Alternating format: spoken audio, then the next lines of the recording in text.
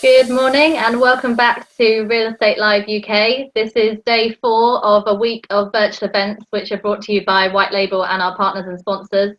It's been a great week so far and it's been amazing to be travelling around the UK discussing the future of the property sector and regeneration. This morning we were up with the Northern Powerhouse and later today we've got lots of other panels, so have a look at the website if you'd like to learn more about what's happening across the country.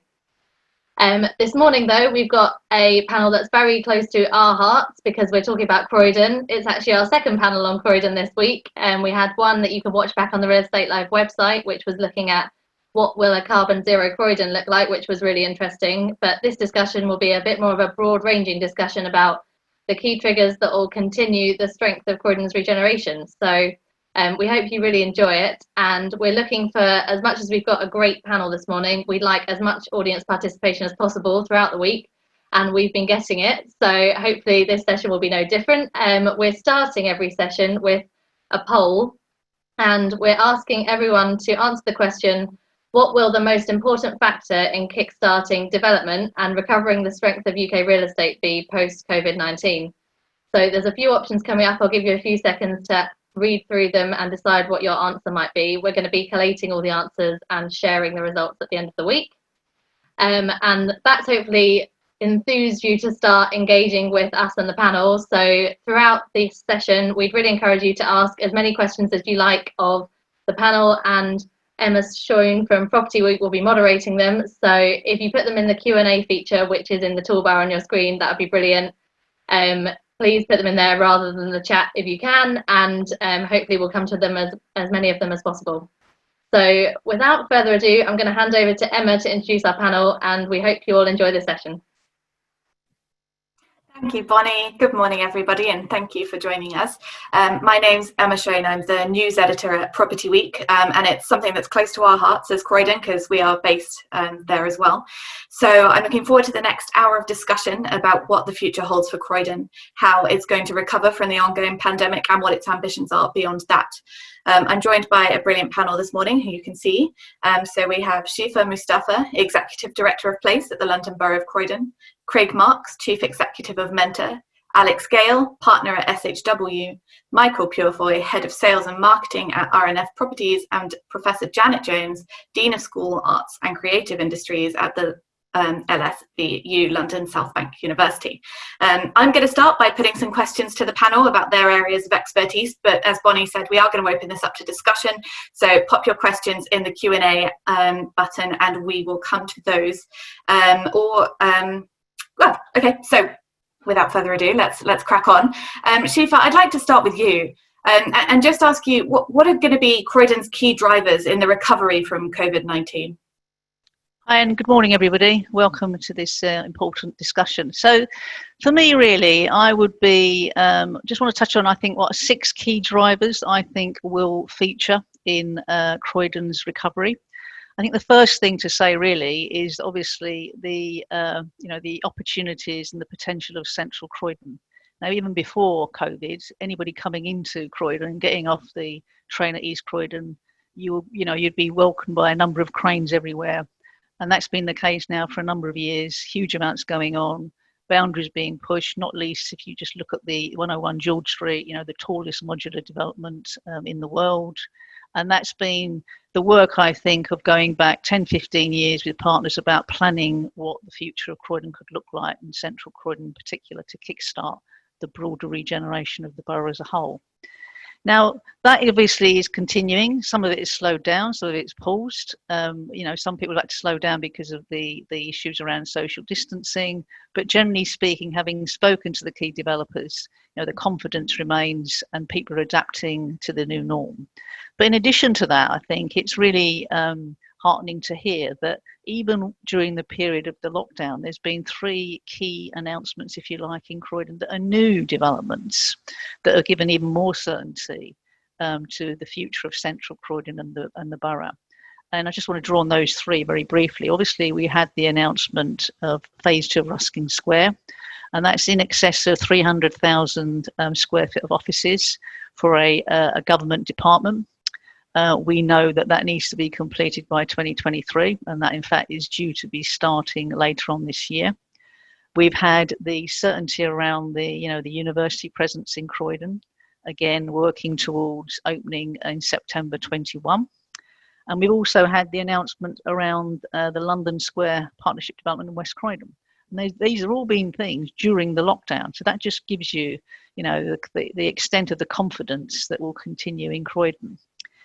I mean, the other thing I would say, if you like, the second thing is that obviously in Croydon we've had our growth zone, and that's the infrastructure. Key to this is infrastructure. I'm sure that will come up in the discussion later on. We've got a £500 million programme of infrastructure. That hasn't gone away. We may well need to slow it down a bit because of obviously it's based on growth in business, and that's what's funding it. But it is a medium-term plan. It's there for 10, 15 years, and it hasn't gone away, and it will support that development. And again, just giving one example of the sorts of things that are being funded through that is around really high quality public realm, Fairfield, the MICA design scheme that will be funded through growth zones, and there will be many more. So central Croydon, infrastructure. The third thing I would draw on really is our approach to district centres and high street, because I think they've been affected as well during this period. District centres is also always something we were looking at in the background, because we always knew that, regeneration is something that is 10, 15, 20 years. A lot has happened in central Croydon, and we were looking quite actively about where the next big development opportunities were going to be, whether they be in Purley or other districts, and bringing forward plans for that. But I think the other thing about the district centres is I think there's been a change in how people use their local high streets now, which I think for us, in terms of how we support local areas, will feature as one of our drivers coming out of COVID, because people are shopping more locally and they are using their local centres differently. The fourth thing I think I'll draw in is I think that, from a national and a London-wide perspective, I would expect to see that housing will be one of those key drivers to the economy post-COVID. History has told us that's what normally happens. There are some, challenges. Obviously, developers and investors will need certainty around sales, and that may take time. But then that offers different opportunities around affordability for local councils like Croydon that are always looking to increase affordable homes. So I think our approach to housing today in Croydon has been around being open to intensification, really prioritising affordability and pushing in terms of innovation around design. So I think that will feature very much in the recovery from COVID. And the final two things I just want to touch on, obviously, is the fifth one is, if you like, is culture. Now, we will be Borough of Culture in 2023. I think that will also be a key driver of the recovery in Croydon. It hasn't gone away, will happen. And the final thing, and I know there was a webinar earlier this week around zero carbon, but environmental sustainability remains, will continue to remain a huge priority for the council. And ultimately, I believe, for all of us, who will be working in creating Croydon as a city in the future, it's got to be future-proof. And the future is environmental sustainability and it's technology. And that will be at the heart of everything we do, pre-COVID, post-COVID, whatever, because it has to be, because that's how you can make, creating cities future-proof. So that's just a bit of an overview. So, a number of things happening. Some things have been affected by COVID, others haven't, but a lot of good stuff that will drive, the renewal recovery in Croydon in terms of our development potential. I'll stop there. No, that's fascinating, and some really interesting drivers, and sort of a really uplifting message, and fantastic news about those three things that have been secured during this lockdown. I just want to pick up on those quickly. Particularly, you said Ruskin Square has to be delivered by 2023. So what sort of obstacles is that going to face coming out of COVID-19, and how is Croydon going to overcome them in terms of delivery? So having spoken to those investors and developers, their immediate actual challenges was, and a lot of people listening in this morning, will recognise is actually the supply chain and what's happened to it. And I know there's been issues in the last few months just getting building materials and labour. So their focus really about their challenges wasn't the things that are more short to medium term around infrastructure and things like that, or funding or certainty, because that's all in the bag. It's more about the practicalities of building, of actually constructing the building in time. And that's what they're working on. And actually one of the things I've been saying to some of the big major developers and smaller developers is that sometimes councils can help with supply chains. We've had to do it actually in our immediate reaction to COVID, things like PPE, things you wouldn't think of, where councils can influence supply chains. And we haven't, ruled that out, if that's what it takes. But what I'm hearing, good thing, the most recent thing I'm hearing is that certainly the supply chain issues are starting to ease, and there is, people are far more confident that certainly within the next few months it will get back to normal. But it was very much those immediate things about getting it done on time, because that's a lot of building to build and have completed by 2023. Yeah, absolutely. And speaking of buildings that have to be built or completed or refurbished, Michael, let's come to you. How is the Queen Square scheme progressing? Thank you, Emma. Well, Queen Square is progressing well. Obviously, we're facing the same challenges that many others are during COVID. So on phase one, it's fully consented. We're seeking to remobilize as soon as we can once we sort of come to grips with all the challenges that COVID is facing. Phase two, we've gone through an extensive pre-application process with council, with other stakeholders, and that's resulted in a scheme that we feel had sort of broad consensus at the time.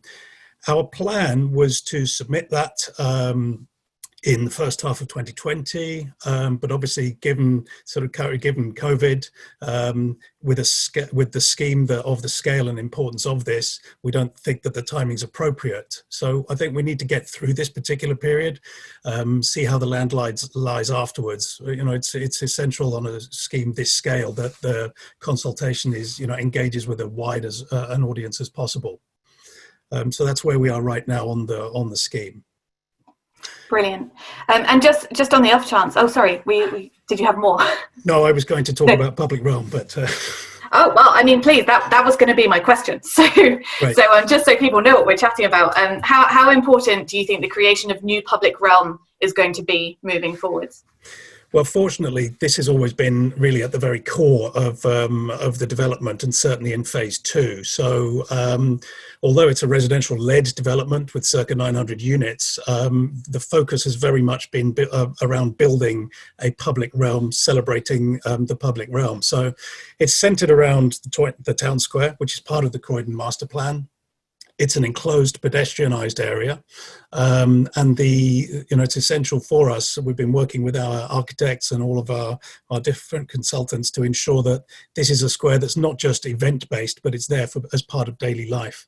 We think that we've got the benefit of a sort of fantastic location in the heart of Croydon, right next to the town hall, the old clock tower. So celebrating that and really making sure that that's sort of embedded into the fabric of the new scheme is really part of what we've got.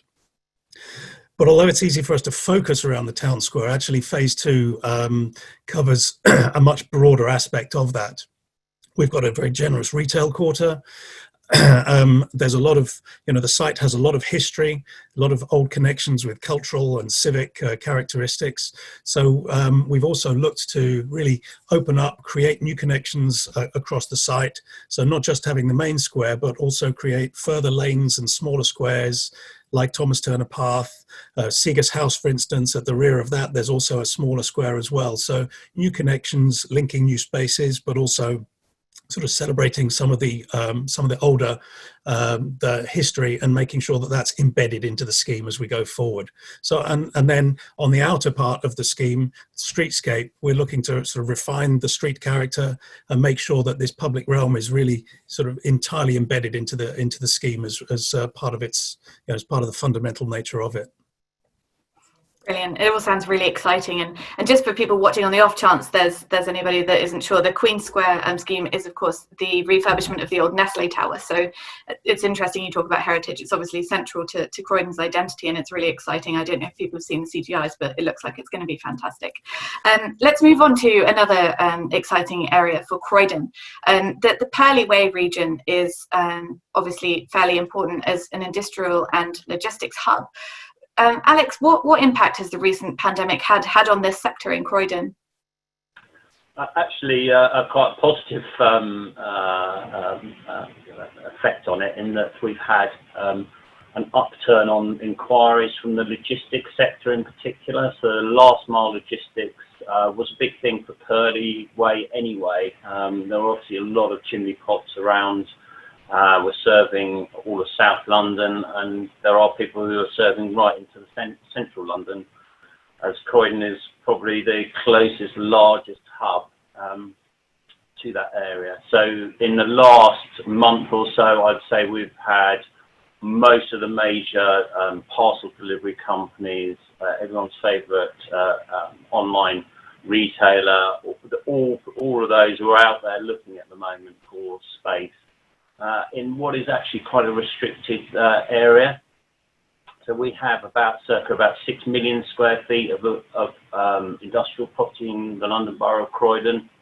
And certainly for the last few years, we've only had about 5% of that space available.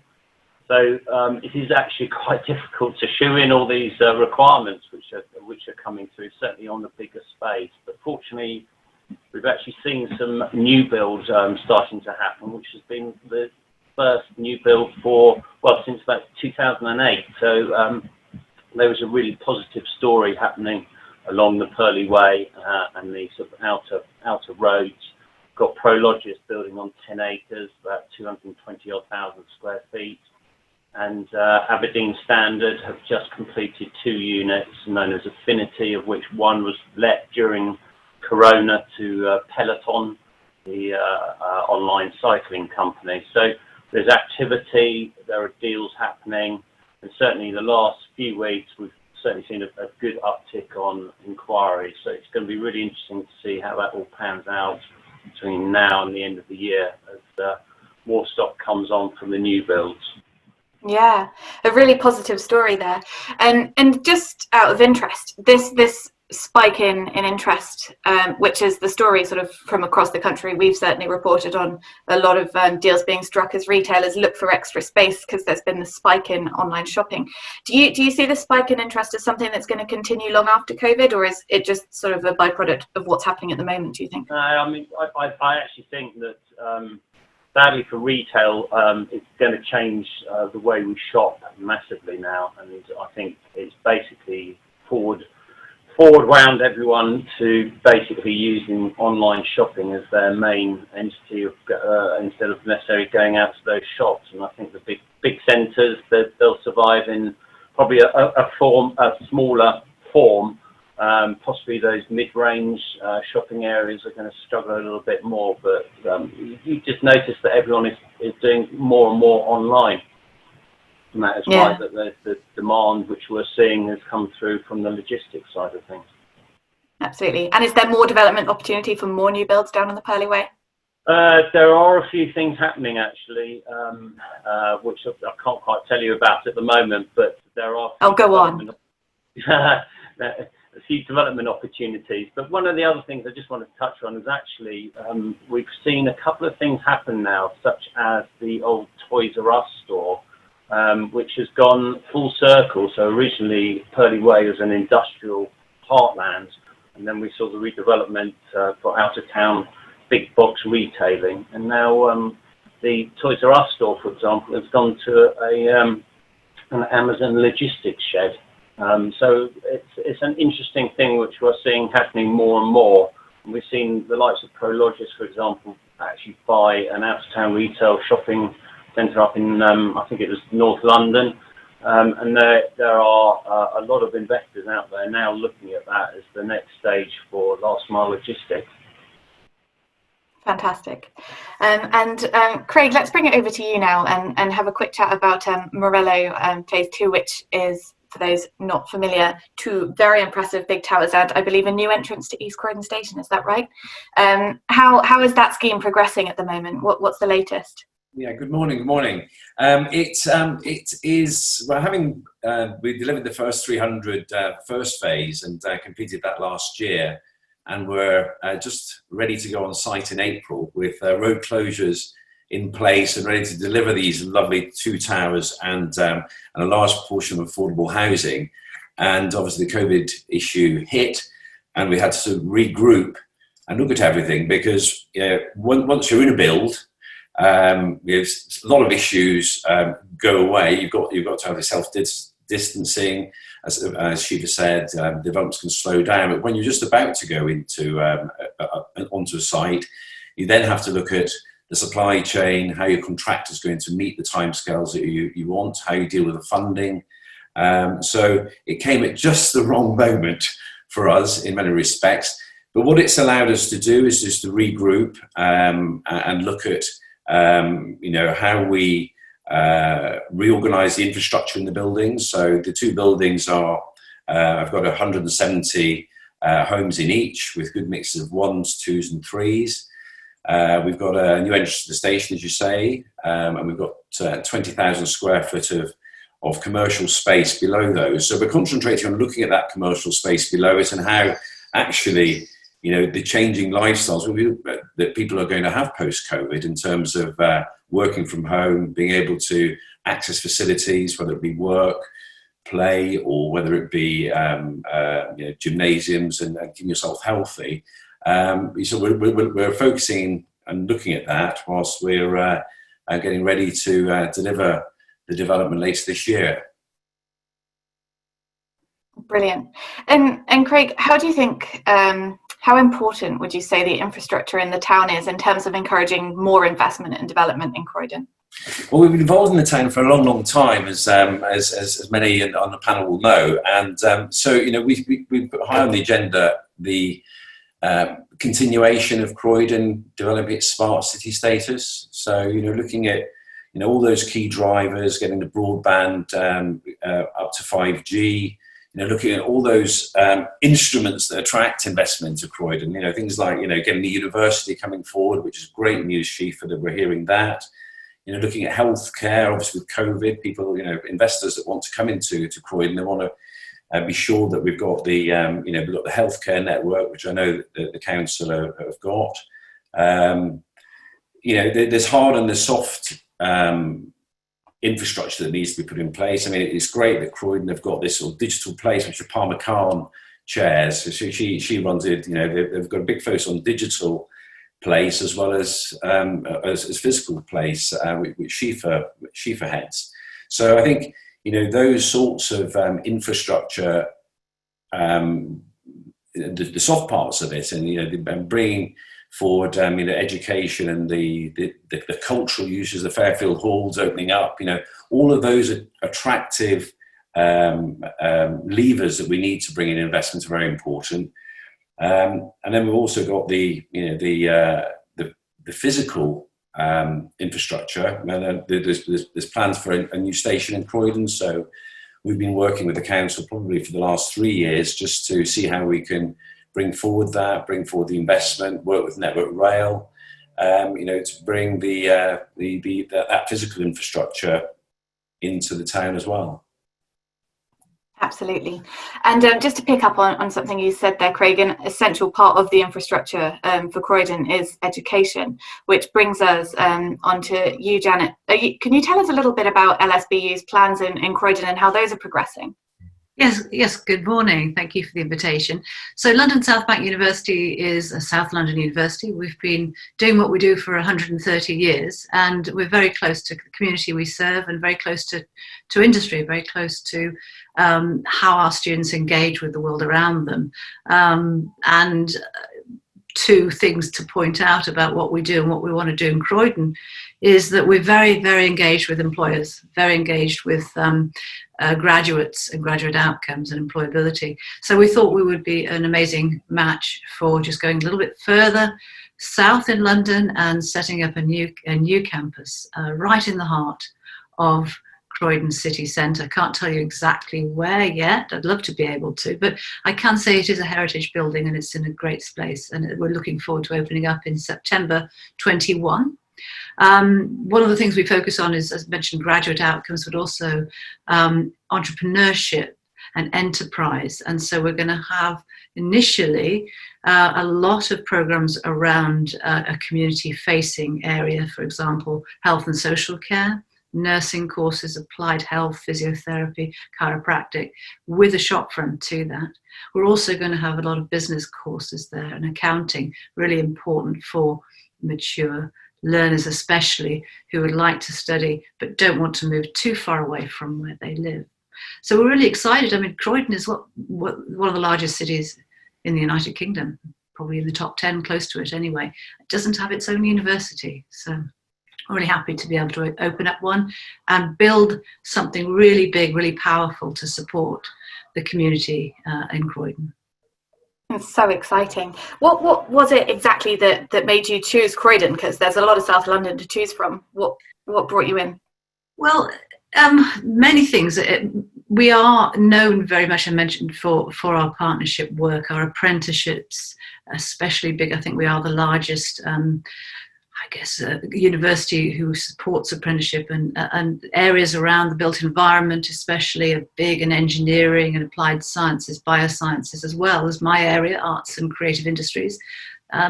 We're also keen to invest in an area that is what you call a cold spot for university, because there isn't a university in Croydon, and it's actually an interesting evolution of why there isn't. You'll find out a university in Aberystwyth, which only has about a population of 12,000 people. So, why do we not have a university in the centre of Croydon? I think there are good answers to that. I mean, we did our market research, and we still have that legacy issue of reputation, and students aren't always that happy to sign up, especially school leavers, to an area which has a reputation, especially in central Croydon, of not being the same as the centre of London or the centre of other cities like Bristol, for example. But now that the regeneration is coming close to fruition, I know it's a long journey still, but as regeneration improves the reputation of central Croydon, that will be an opportunity for us then to grow and develop into new areas at the university level too. So we'll start with health and social care, nursing, of course, hugely important now, and business, and then we'll move into all the other areas that we hope to have a university with many different faculties that support a lot of different outcomes for students, with a big push on employer relations and apprenticeships. Absolutely. And as you say, it's about time Croydon got its own university presence. So it's really exciting that this is happening now. What advantages would you say having a university presence will Croydon reap? Well, it's interesting because we talked a bit about earlier the post-COVID environment, and things aren't going to be the same again. And one thing about the UK and the university sector is that a lot of people travel to go to uni. It's a big thing to leave home and go someplace else. That is very different from the rest of Europe, and in the rest of the world we are very out of line with how other university sectors work. And the trend, I think, towards people staying closer to home for university, and more mature students and mature learners engaging in taking courses, is a big part of, I think, how we can support Croydon, because although eventually as the university grows and the reputation evolves, we will find that people will come from all over the country and all over the world potentially to take courses. But initially it's a community university where people can walk to uni and possibly stay and live at home too. And that's a trend I think that's going to be important, and it will be important to support your agenda, or the Croydon's agenda. My daughter goes to school in Croydon, so I suppose in a way it's my agenda too. In keeping talent in the city, we want to keep the people there. We want to make sure that they're well trained and then engage in the businesses around them. Fantastic. And let's turn the tables slightly then, Janet. And what do you think Croydon should be considering in its plans to support education? What do you want to see from the city? Well, it's interesting about the mixed-use developments that we were talking about with Fairfield, etc., and the cultural side. What we find from market research is that especially school leavers, young people, want a very, very good cultural environment to engage in, a social scene that is similar to other major cities in the country. So investing in safe spaces, especially because Croydon still has a reputation for not being safe amongst the younger generation, investing in places for them to go and to develop nightlife and all the things that young people like to do, essentially, in a way that, and also a sort of edginess, a cultural and creative edginess that people will want to be part of and engage in. But most of all, I think anyone who wants to go to university would like to have a really nice place to be, a places to sit out, places to socialise, places to shop, good healthcare, all of the things that everybody wants, and pedestrianised areas that allow people to enjoy the city. So all that in terms of urban regeneration is going to be important, not just for students, but also I think for the rest of the community too. Absolutely. And Shifa, having heard that, can I just ask, what is Croydon doing to support education, and how is that contributing to the wider regeneration of the city? Well, I think, it's interesting listening to Janet there, because it works both ways in terms of, what does the university bring to Croydon? Well, young people, they want places to go to, they have income. They actually, when people are thinking about where to invest, universities, if there's a university, that makes investments more viable. And it works the other way for students. Therefore, they want those places to visit, to be able to go out, to feel safe, to have nice spaces, all those sorts of things. So they encourage that in investors and developers to provide them, because they're the market that's going to use it. And of course, they want it in order to be places where they're happy. And I think the broader range of things that Janet just mentioned as well, broader than that, including nice places to live, parks, spaces, all those sorts of things, and creating the right environment for people that are studying, whether they be young students or more mature students. And it's very much part of, I think I said earlier on that what's happening in Croydon, it hasn't happened really by accident. You have plans. Sometimes your plans always don't, if you like, come to being in a particular order. But the plan for Croydon was always starting where, the journey we've been on, that confidence for investors around being able to spend money and getting their returns, creating the right place. And if you like, the final plank of our strategy was always about culture and then education. And the cultural piece, came first, and Janet mentioned it in terms of Fairfield Halls. And then we think, right, where is this going to go next? What do we now need to give that further round of confidence to our investors? Because they don't stand still. We're creating the place. And so, all those things come hand in hand. You can get the buildings up and going, you build the homes, but you've got to create the places, and you've got to get more people coming into the locality to continue to improve its viability. Lots of people, ask questions about, big developments like Westfield. Well, those big developers need to see all those things if they're going to invest, literally billions of pounds into a place. And this is a journey. As I said, it doesn't always happen in the way that you anticipate it, because things change, and these are journeys that take many, many years. But these are all things that need to happen and come into place to create the right place and city for its people, its existing communities and new communities. So it's a really, really important part of creating, and delivering the potential for Croydon.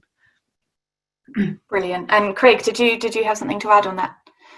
Yeah, I did actually. I think as Shifa says, just creating those master plans, and having been involved in master plans throughout the country, but particularly in Croydon, I think Croydon have been particularly good at creating distinct master plans, which have their flexibilities, but allow developers to see what infrastructure has been put in place. The promotion of this smart city, I think, is fabulous for Croydon, a great attractiveness for investors. We get called up very often about having been involved for a while about opportunities in Croydon, and it's because of the master plans that they've spent quite some time, and we've spent as stakeholders quite some time in supporting, bringing forward. And as Janet says, that it's a long journey, it takes a long time, but once those pieces of the jigsaw are in place, and they're very much in place in Croydon, the investment follows. And I think the COVID issue is there. It's slowing us all up slightly.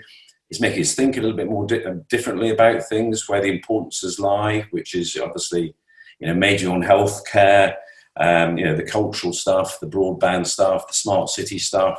You look at all of that sort of, soft marketing in a way is what it is. But it will help developers deliver more quickly on the ground once we have the supply chain sorted out, and are released from or we come out of this COVID issue. Great. And Michael, what are your thoughts on this? Well, I think I maybe take a slightly different perspective. First of all, I'm always very conscious on panels like this that I probably know Croydon least of all of any of the panelists. I'm always a little wary of the different levels of knowledge. But as an investor and a developer in the town, we're also slightly different. We're an overseas developer listed in Hong Kong. And we selected Croydon as our first project, our first investment in the UK. We've subsequently invested in other places in central London, but Croydon was our first.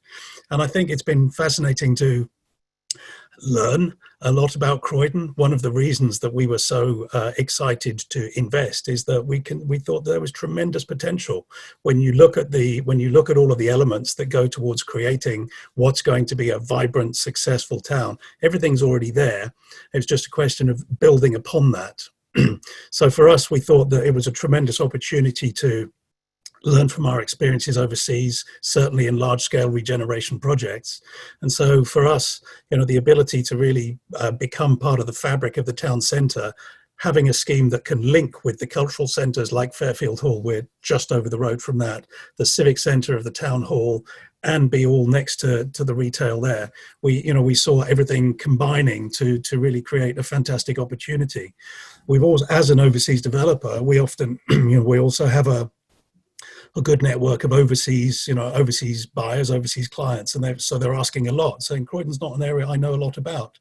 So it's been quite a privilege actually having the opportunity to go and sort of speak about Croydon on a broader stage, not only to the locals who know it, obviously know it intimately, but just to bring it to a slightly wider audience. And the more we talk about it, Shifa was talking about confidence in her earlier remarks. Despite all of the issues we've got right now facing COVID, none of those, fundamentally, that confidence is absolutely, absolutely remains. Yeah. Speaking of confidence and just sort of the key infrastructure parts of this city centre regeneration, one of the big puzzle pieces, which Shifa, you mentioned briefly, is of course the redevelopment of Whitgift Centre and the potential Westfield shopping centre. There's been a question from the audience about this as well, asking that because the developers behind Westfield Croydon have said the development's on hold and is being reviewed, how appropriate is a big retail destination for a town centre now? Because obviously the retail scene has changed a lot since those plans were originally put forward. So is it still the right puzzle piece, or does it need to fit slightly differently now? Well, I think that's exactly what the review is considering. And the review started pre-COVID. I think post-COVID, other things have come into play. I think Alex mentioned the whole logistics and what space you need in future shopping centres and how they're going to be designed to reflect the fact that a lot of people, had already started to prefer online to going to shopping centres for shopping purposes. They go there for other purposes, leisure, all those other sorts of things we've talked about. And I think that that's now become more profound because of COVID-19. People that perhaps weren't even doing online shopping are now doing it as well and probably will stay with it. So I think that too now will influence that review. And fundamentally, it will probably mean that there will be less traditional retailing space and more space that is about supporting, the new way we're living our lives, whether it be online shopping or deliveries. Developers are already looking at spaces for delivery drivers and all those sorts of things that perhaps you wouldn't see in today's shopping centres that will feature in future shopping centres. And they are, at the end of the day, it is a reflection, we as consumers, are designing these centres because they have to reflect the way we want to live our lives and shop. And that's what all successful, developers need to understand. They're looking at their client groups. What's it going to be like in 5 and 10 years? How do I create something that meets people's needs? And that's what that review will look like. And it's absolutely the right thing to do. But I go back to what I've said earlier and what other people were saying. When I first arrived at Croydon 3 or 4 years ago, it was almost being presented as the only game in town, and developers were saying to me, I'm not going to commit until we know about Westfield. So much has changed now because other people have committed. And actually for Westfield now, instead of coming to a borough where they were the ones that were going to shape what everybody else did, they're now going to have to fit around what everybody else is doing. Don't underestimate the impact of the Queen Square development on the centre of Croydon. So they, because of the timing and their review, will probably find themselves fitting around what else is happening in central Croydon rather than driving it, which is where they were a few years ago. So absolutely the right thing to do, and of course they are doing that because they know, and again, if they've got a piece of land there that is, very, very viable in terms of its location, its opportunity, and what's happening around it is making it more viable as well. And the retailing piece will be part of that future development. But whether or not it will be, the main thing remains to be seen because things are changing and they will continue to change. But, absolutely the right thing to do is that review at the moment. Absolutely. And how long is that review going to take, and when will we see some revised plans or progress on that scheme? Yep. So, there isn't a specific timescale. Obviously, the review started pre-COVID. It has been slowed down because of COVID, because like all of us, we've had to prioritise the immediate things. And for them, the immediate things, and absolutely the right immediate thing to focus on is retail release, meanwhile uses, designing streets, how you're going to open, and they're doing all those things, on the 15th of June, and how they're going to operate in a socially distanced manner. And they've obviously had to put resources into that. However, their design teams are continuing that review and, taking on board what has come out of COVID in terms of, more online shopping, etc., etc.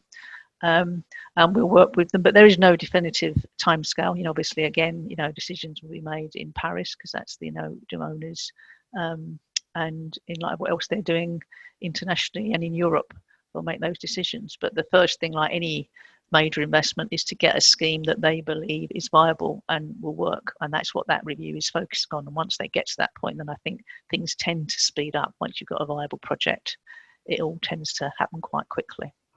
Brilliant. So just so we're clear, the review is what to do with it rather than whether they will still do it. Oh, completely.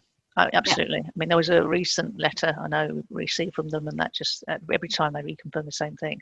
And actually, when you look at it, why wouldn't you?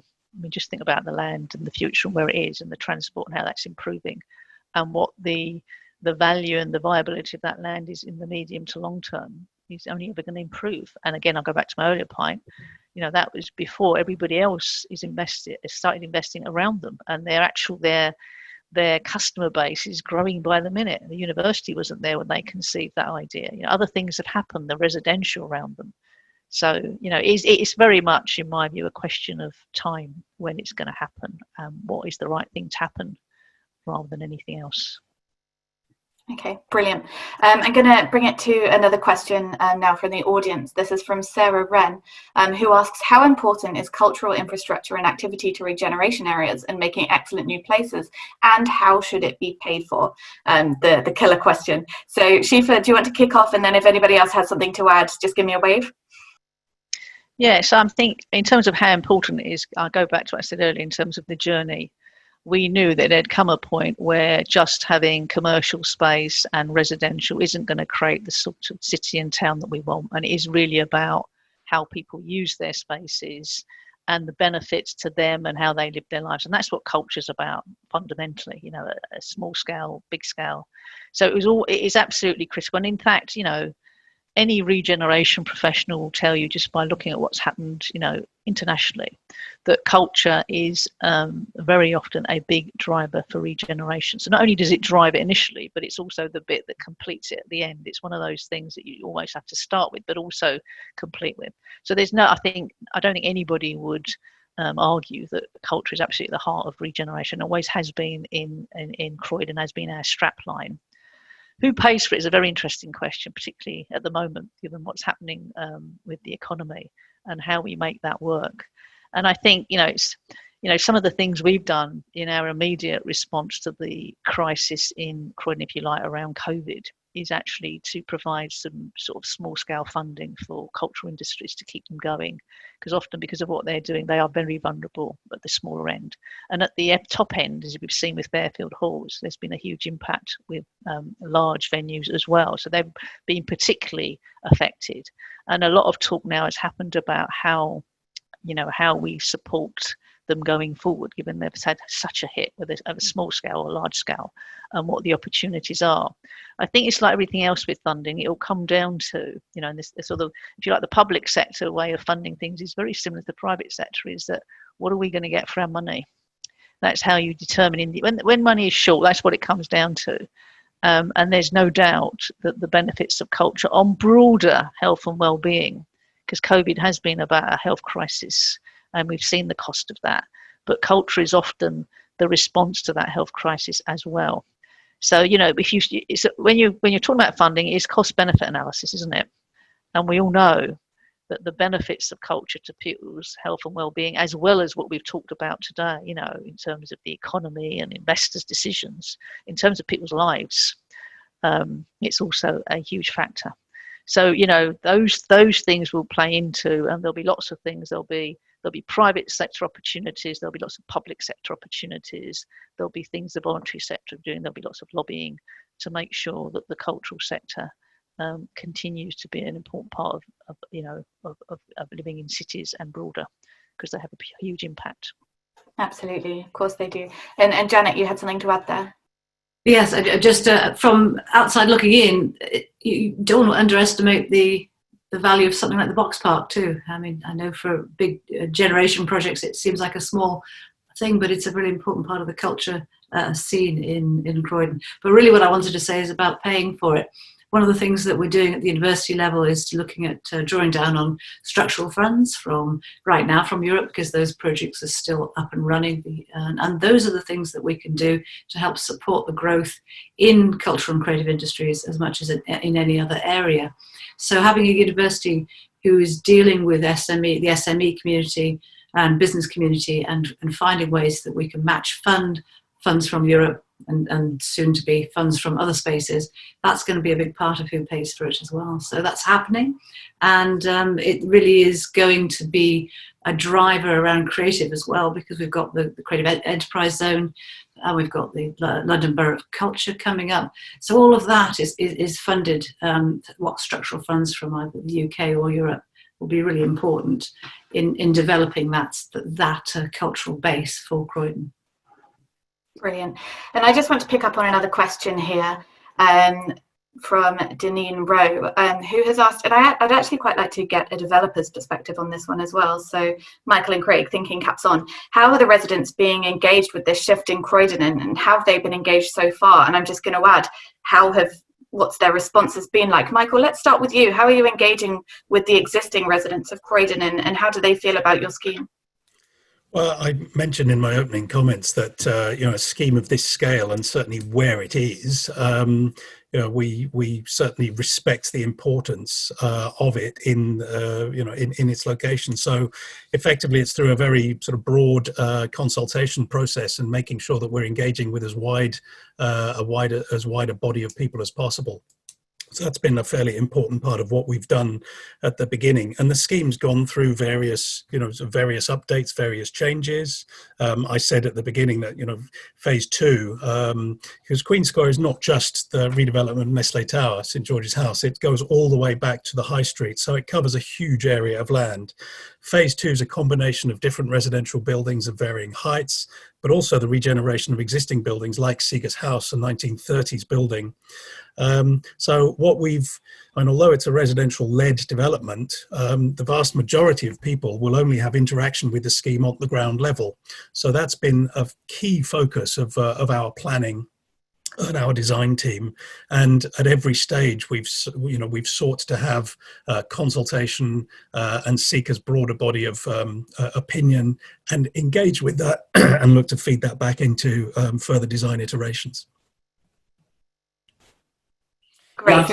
Yes, I think actually the public consultation part of, I've always found in master plans and bringing forward delivery, whether it be in Croydon or in our other developments, it's actually an exciting part for the developer, because you have your ideas and your plans and the commercial viability aspects of it, but also engaging with the public actually allows you to import some of their ideas and actually some of their commercial ideas into various schemes. I mean, we had this up in Sheffield, and it was a year consultation process about a very large master plan. I think in Croydon we had probably a year and a half working with stakeholders, Network Rail, the council, ourselves, Schroders and Stanhope, about the East Croydon master plan, where we contemplated bringing forward 3.5 million square foot of development plus a new station. So. And that is the exciting part. And what you do find by doing that is you do engage the public, you engage them as stakeholders, and they seem to, enable you to shape your scheme to be more transparent to them and more open. And, for example, in the 2 towers that we'll be starting on later this year now, we've got 40,000 square foot of commercial space or amenity space at the bottom of the 2 buildings. So, in a normal it's a house builder role, you'd build a tower and you'd put a front door on the bottom and make it look pretty. But what we like to do as a regen company, which what Mentor is to have that long engagement period, get the uses in. We've got 20,000 square foot of commercial. As I said earlier, we're working fervently to get the uses right. It won't be the highest use, the highest sort of commercial uses, right, in terms of value. But what they'll do is they'll drive the place. They'll continue be a continuum for the larger space of the East Croydon master plan and the stations coming forward. So I think that is the exciting part, is engaging with the public about development. I think that's what excites us at Mentor. So I think that's what I would say about it. Obviously the residents aren't all focused in the city centre. They are obviously living out down by the Purley Way as well. Alex, in your opinion, how has the public been engaged on this new logistics development that's happening, and how will it sort of affect residents in and around that part of Croydon? Yeah, I mean, Purley Way is quite an interesting place at the moment. There's the Purley Way Forum, which we've just recently set up to try and engage with more people in and around the Purley Way with regards to not only logistics, but potentially planned developments with residential along the Purley Way. So the mixture of industrial and residential hasn't really been successfully achieved many places in the UK. I think there's a student and a Travis Perkins in Kentish Town, and that's about the only one. But there are some bigger developments elsewhere out in West London, which are now bringing the 2 together. So the redevelopment area is going to be really important about getting the combinations of logistics, that last mile delivery sector, which Croydon is so key for, and residents. So I hope in terms of the design elements of it, the provision of cultural maybe space, but also shopping space. And although Purley Way is deemed as an area with lots of big shops, the need for smaller shops, if you've got a lot of residential people along there, is also required. So there is a big need to talk to those people at NSQ, for example, who are on the Purley Way already, plus a few of the other development sites which are coming up. And I know that there are plans for further residential along the Purley Way, so it's all part and parcel of talking to people. But also, just one other thing I just wanted to add, which Croydon is particularly good at, is is some of the infrastructure, in particular the tram. And I think the tram has been a real bonus for the logistics sector in terms of getting staff from a much wider area out to Purley Way. But also that will impact in terms of the residential side of things. So getting all the way up to Wimbledon and all the way to New Addington and Beckham has been a real bonus to the area. That's one thing which needs to work on. But there are obviously issues with traffic and 5 ways which all need to be looked at in due course. Okay, brilliant. So some really interesting questions about placemaking in that area, and maybe some questions that need to be answered. We're going to wrap up now. I'm just going to very quickly put one last question to my panelists. In a nutshell, you have maybe 30 seconds each. So Michael, let's start with you. And I'd just like to know, what should be the next immediate focus? What should the next immediate focus for Croydon be? What's I think we've the heard one thing?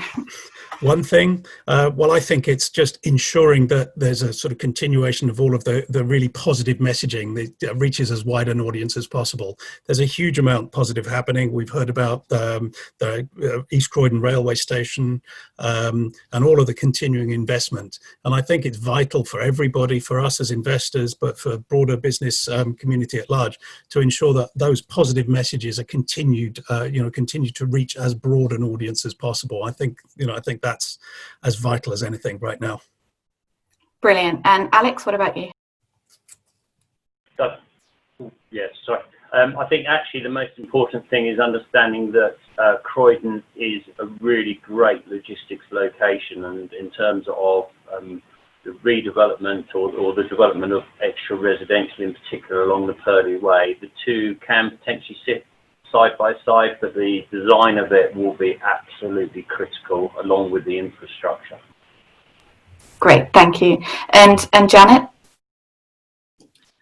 Yeah, well, having seen over the last 10 years the major transformation of Elephant and Castle, where London South Bank is based, and seeing that it is a marathon, not a sprint, I would say the most important thing is for us to keep purposefully trying to ensure the reputation of Croydon City Centre as an amazing space to be, to play, to engage, to shop.